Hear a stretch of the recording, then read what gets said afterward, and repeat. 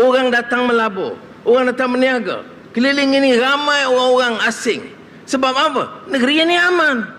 Nak jadi pemimpin Malaysia, tapi bercakap bagi pihak dan pertahankan sentimen benci kaum. Tak kira hukum, tak kira benar atau palsu. Dari awal saya kata tegas, runding ya, tolak ansur ya, tapi tidak berganjak daripada keputusan kita bahawa masjid wajib didirikan di sini. Kemenangan kita ini bukan kerana keangkuhan aku menang dah. Kemenangan kita ini ia kerana kita mampu menunjukkan kebijaksanaan, kekuatan dan kemuliaan Islam, bukan keangkuhan kita. Ini orang Islam pribadinya baik, ihsan, penyayang, adil. Bukan contohnya itu bengis dan benci. Ini disiplin istilahat itu ada maknanya.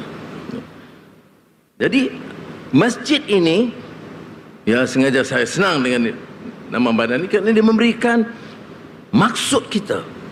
Masjid di tengah kota yang memberikan suatu falsafah tentang pembangunan kita yang berakar pada akidah Islam, yang menetapkan soal nilai dan akhlak yang baik, dan berusaha menghimpunkan bukan saja umat Islam tetapi merangkul dan menunjukkan kasih sayang kepada manusia di kelilingnya.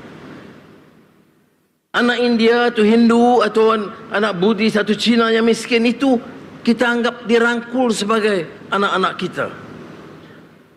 Barulah ada kelainan pahaman Islam itu. Saya nak ajak rakan-rakan, kerana kita lihat umpamanya dalam kemelut ini, memang betul. Rakan-rakan saya dalam Jemaah Menteri tahu, dari awal saya kata tegas, runding ya, tolak ansur ya, tapi tidak berganjak daripada keputusan kita bahawa masjid wajib didirikan di sini. Tapi harus ada hikmah, ya, ngajak. Ya. Dan saya nak dengan sedikit sebanyak pergeseran itu, Saudara Jawatankuasa baru dan Jekyll dengan Majlis Agama, ya, cari jalan. Ada majlis, bawa semula persahabatan kita. Negara ini harus tegak sebagai negara yang aman. Hanya negara yang aman yang keselamatannya terjamin. Ini Ketua Polis Negara ada. Baru boleh kita angkat. Orang datang melabur, orang datang meniaga. Keliling ini ramai orang-orang asing. Sebab apa? Negeri ini aman. Menghadkan jenayah. Cuba menghapuskan kegiatan jenayah. Orang boleh berjalan malam, dia rasa selamat. Jadi keamanan itu harus kita pupuk. Saya tahu dalam keadaan reaksi dari beberapa kalangan, baik kelompok Islam, apa juga kelompok Hindu yang agak melampau, ya, yang tidak peduli, lontar apa yang disebut dalam media sosial tanpa memikirkan pertama apa benar, apakah fakta itu betul, ya, apakah kesannya itu kan buruk. Ini harus kita ingat. Sebab itu Sri Fadilah tersebut masjid dia cadangkan juga supaya ada ruang budaya, seni, tempat masyarakat berkumpul di masjid. Dan di masjid ini masjid kota, ya, supaya rakan-rakan bukan Islam tak terasa kekok untuk datang.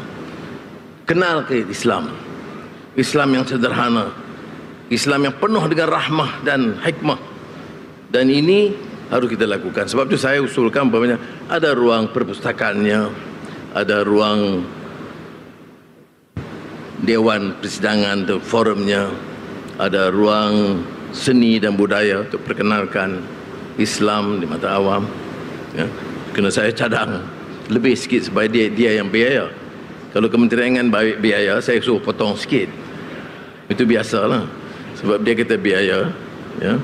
Dan pula sejarah ini pula luar biasa. Kawan-kawan kita tu seminggu dua minggu tu demam. Dr. Zulaikha dia nak balik Johor lah. Jadi maknanya kita tahu sejarahnya, biarlah kita jadikan. Dan ini bukan cerita umpamanya nak tunjuk kemenangan kita ini. Ini kita kena ingat ke umat Islam. Ya Syekh, kemenangan kita ini bukan kerana keangkuhan aku menang dah. Kemenangan kita ini ia kerana kita mampu menunjukkan kebijaksanaan, kekuatan dan kemuliaan Islam, bukan keangkuhan kita. Itu bagi saya falah.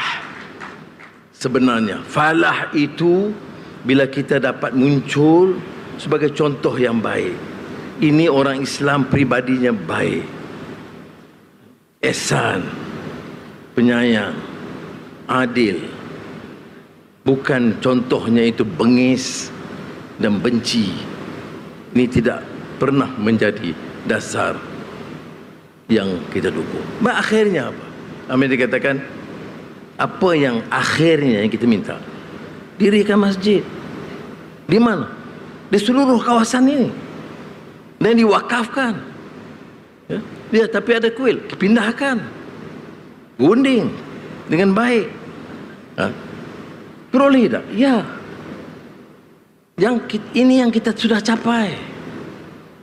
Ini sekali lagi saya tegaskan terima kasih kepada semua yang terlibat, bandaraya dan wilayah penerangan, dan juga beberapa rakan-rakan saya yang bukan Islam, termasuk yang disebut tadi oleh Fairuz, Gobin, Ramanan, yang bantu datang untuk menjelaskan.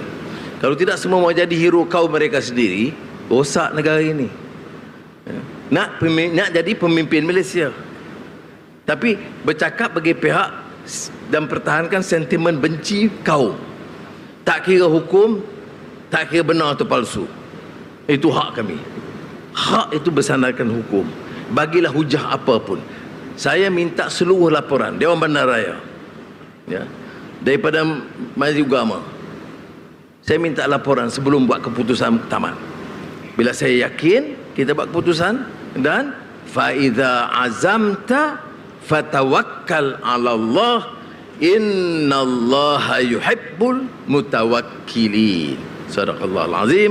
Wassalamualaikum warahmatullahi wabarakatuh.